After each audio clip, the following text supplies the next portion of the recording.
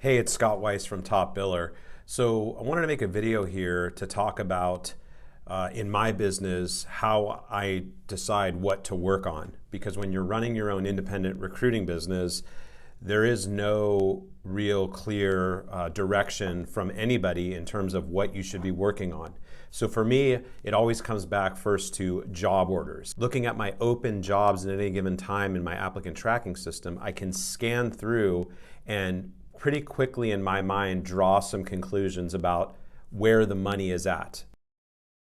And what I mean by where the money is at is which of these job opportunities or job openings or job orders are most likely to be ones that I can fill. And how do I factor that? Well, you have to account for a few things. And we talk about this in some of our other videos. What is a fillable job order?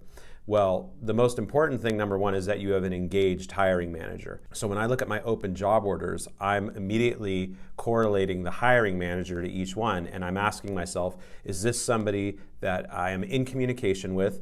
Is this somebody that I'm waiting on answers from? Is this somebody that isn't being responsive to me? And generally what's going to happen is the job orders with the most responsive, engaged hiring managers are going to be the ones that you put your attention to immediately. Let's do a little sample exercise here and look at the jobs that I have open right now.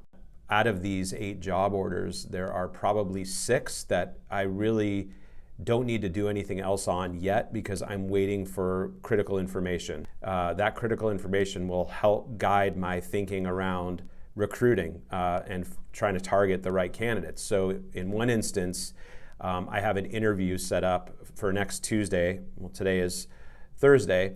So I'm going to give it a few days, but I have a candidate interviewing for a new job order where I don't know a lot about it and I haven't been able to drill down with the hiring manager, but the hiring manager is engaged and is responding to my candidates. So I'm going to use my candidate to gain insight into the opportunity. After her interview on Tuesday, I'll do a debrief with her and I'll get a lot more information based on the questions that she was being asked in the interview that'll help guide my thinking for finding new candidates for him.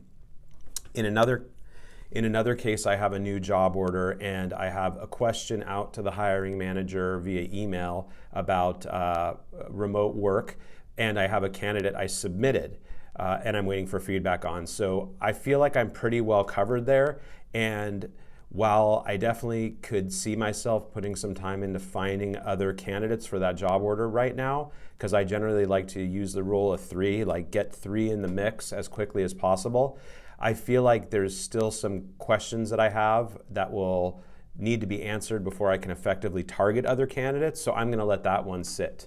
In another case, I have a job order where we are pending a call with the hiring manager. We have a candidate that's being interviewed, but we don't have a lot of clarity around where and how we should be focusing our efforts on our search. So we are just waiting to hear back from the hiring manager about a call. And so between that call and the feedback I get from my candidate who's interviewing there, I should be able to quickly figure out the direction I want to go in terms of recruiting for that role.